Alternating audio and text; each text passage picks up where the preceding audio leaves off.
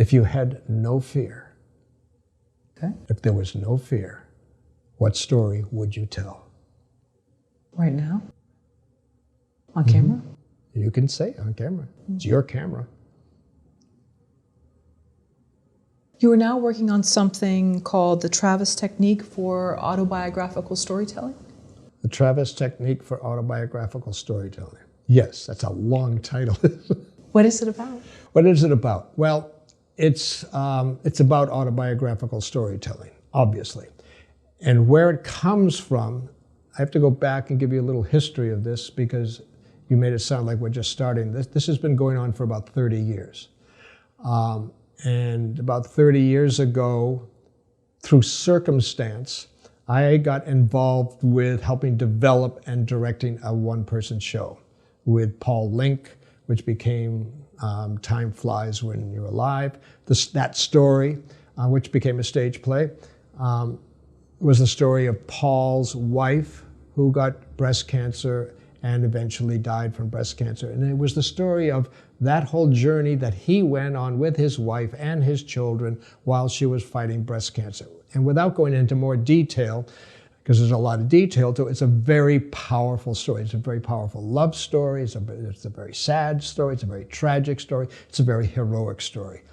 And Paul was a friend of mine, and I knew Francesca, and when he said he wanted to write a play, because he and I and another friend of ours, Dennis Redfield, had created several plays together that we had done. He said he wanted to create a play about their life together and her death at home because she refused to go to hospitals and stuff like that. And I remember saying to him, this was only a week after she died, I remember saying to him, fine, okay, but let's talk about it later. Let's talk about it after the memorial service. The memorial service for Francesca was going to be in a few days. It was actually at John Ritter's home in Brentwood. We were all there. It was a beautiful, out on the back lawn, you could see the mountains, and there were a lot of white balloons. You can imagine a white piano. People played music. People read poetry. It was very sad, but it was all this tribute to Francesca. And then Paul was going to speak last. And Paul, with their one-year-old child, she had a child while she was fighting cancer, which is a big part of the story. But that Rosie, that one-year-old child, in his arm, he got up and started to talk. And the first thing he says is, I want to tell you about my best friend. And within a few minutes, he had everybody there laughing as he was telling this story. And I'm watching him and I'm going, oh my God, this is amazing. And afterwards, I talked to him and I said, Paul, we're going to do the play, but not the play you thought you were going to do. He said, what do you mean? I said, we're not going to do this play of all these characters. I said, it has to be a one-man show. It has to be just you telling your story. I wanted to take what I had seen there and put that essence of Paul and his vulnerability and his openness and his honesty and his transparency on stage, because I said, that's the only way this is going to work. We worked on it for about a year. We did a lot of research. We even talked to Spalding Gray, and we did a lot of things of development. This is the first time I'd ever done this. After that was done, I said to myself, and it was very successful, ran for a year in Los Angeles, sold out at the Tiffany Theater. It was sort of a weird situation. But I said, I'm done. I said, I can't do this again. It's exhausting working on with one person on one show, but it was a beautiful experience until I was at an acting class and I heard another monologue. This man got up and he told a story about when his mother, he did this monologue from some play, I thought, about his mother picking him up after school, taking him 350 miles away from their hometown, putting him in a motel and leaving him there at the age of 10 for the summer. And he told the story, and I went, oh my God. I said, afterwards, I said, Shane, where'd that story come from? I mean, what's that from? It's amazing, because I thought it was from a script. He says, that's from my life. And I remember that feeling at that moment going, oh my God, I've got another one. And now this kept happening. I kept getting, people would start coming to me. And we did that show, which was called No Place Like Home, which was all about child abuse. That's why she took him there, to save him from the father, who was intent on killing the son. She saved his life. So that was a whole show about child abuse. And then came A Bronx Tale, which I developed with Chaz Palminteri, and that became a... So suddenly all these shows became big hits, and people said, coming to me, but it wasn't the fact that people were coming to me. What my tendency, I have to tell you a little story. When I was a young boy, I was very good at fixing things, taking things apart and fixing things. I loved doing that. And my father had an old watch, a pocket watch, which didn't work. And I asked him if I could take it up. It wasn't valuable at all. And I asked him if I could take it apart. He said, sure. So I took the whole thing apart and because I was curious to figure out how it worked. And I got it all back together again. It still didn't work, but it was all back together again. The reason I tell you that is this is the way my mind works. I'm less interested in the final product of what I create than I am in how it's created. So I did a lot of research while I was developing all these one-person shows on how does this process really work? What are the techniques that work? Why did this work with this show and not with this show? Or why? All of these things. And from that long period of time, which started back in the early 90s, a long period of time, up until to now, we're still doing this, exploring this whole aspect of autobiographical storytelling. Why is it so powerful? And what are all the tools and the techniques that you can use in the telling of any story that will change and alter and enhance or mold the story in the way you want to? So that has led to, but again, back in the 90s, someone asked me to teach a workshop on what I was doing. This is after I'd had several very successful shows. And I said I couldn't. I said, I can't. I said, it's just one-on-one. I work with the actor, and then we work together, we develop the show, that's it. And then that person did something which is totally unforgivable, offered me a lot of money to teach the workshop. And I went, no, now maybe I can do it. So I agreed to do it, and I started a workshop. And that's when I started to realize I can teach this. There is a lot of stuff I do know. And so this has become now this workshop, which at that time was called the solo workshop because it was mostly for solo performers.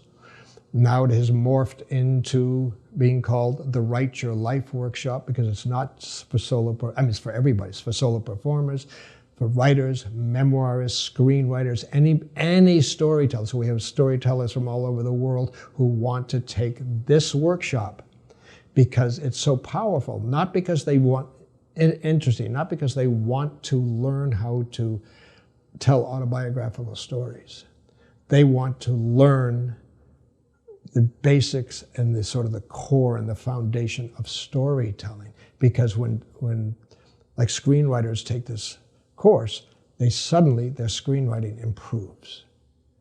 So it's a foundation. So when it says the Travis technique for autobiographical storytelling, this Write Your Life is the foundation of everything Elsha and I teach. Not just the writing, but the directing and acting and working with that. It all comes out of that. So when people come to study with us, the first thing they do is write autobiographical story and go through that process.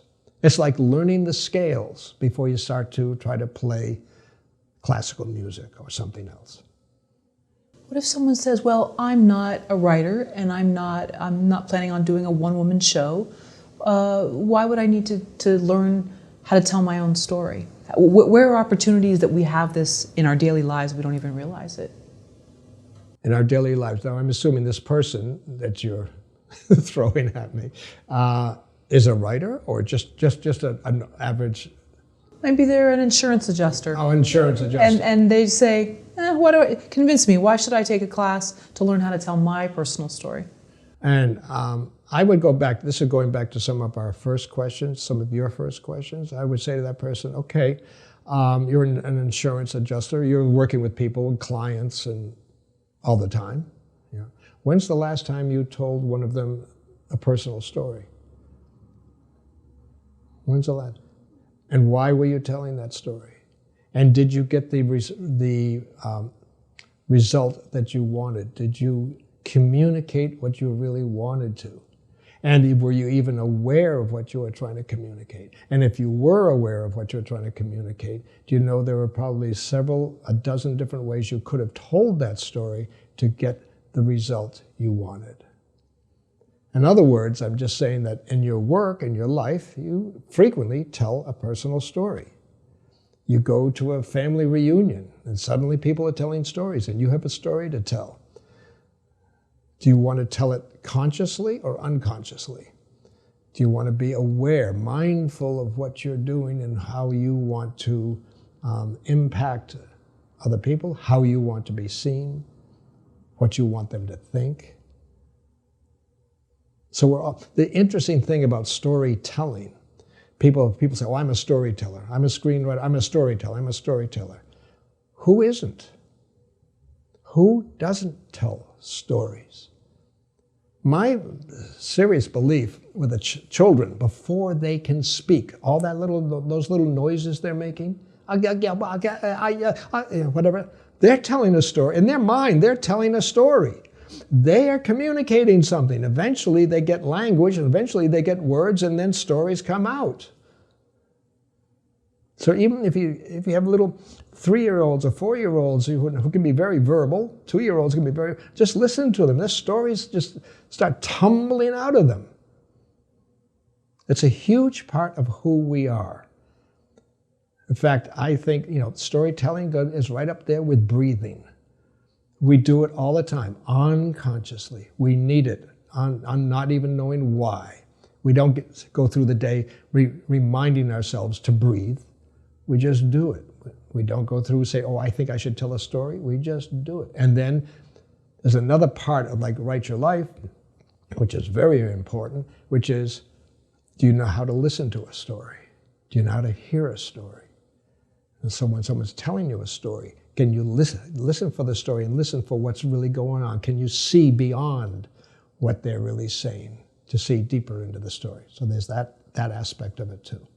So that insurance salesperson could benefit enormously. What if someone says, well, how can I tell people about myself, but I don't want to tell them certain things? Then don't tell them those certain things. In fact, don't pick those stories. Pick a different story. There are a lot of people who are afraid to tell stories because they're afraid of what they're going to reveal. But then this is a big aspect, a part of the Write Your Life process, is we ask. And we don't ask for the answers to this question. We ask everybody.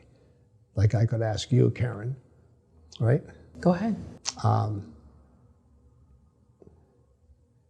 If you had no fear, okay. If there was no fear, what story would you tell? Right now? On camera? You can say it on camera. It's your camera.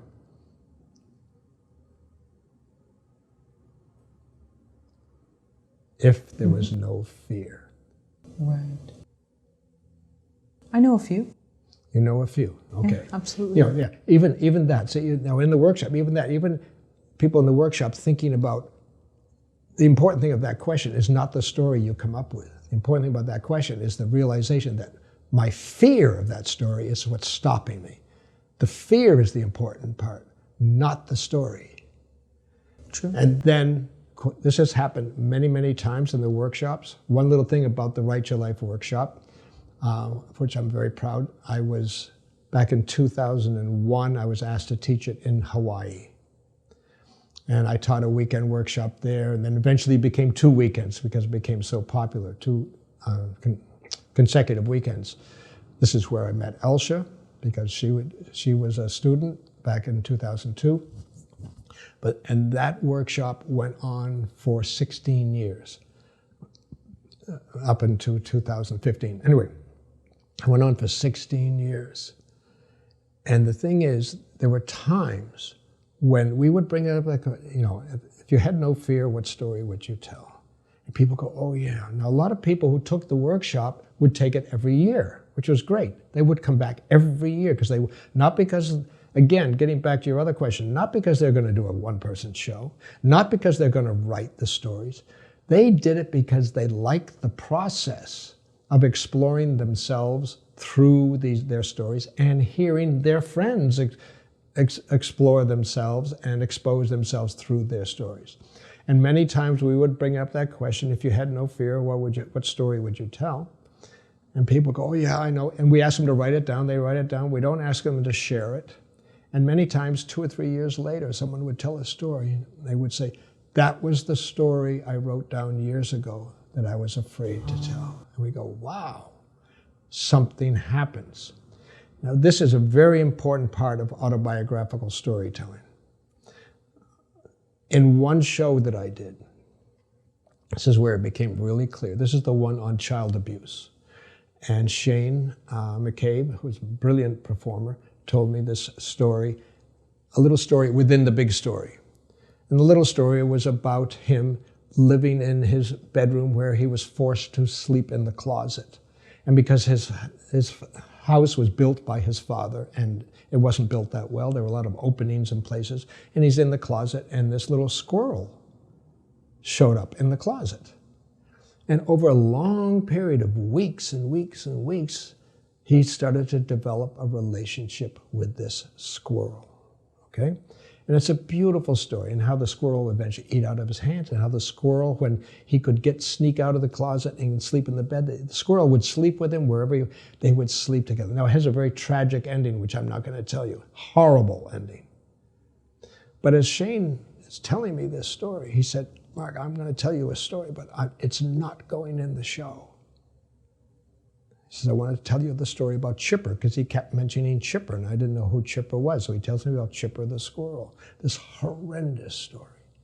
Now, me being a storyteller, and me being a director, I hear that story and go, oh, this is good.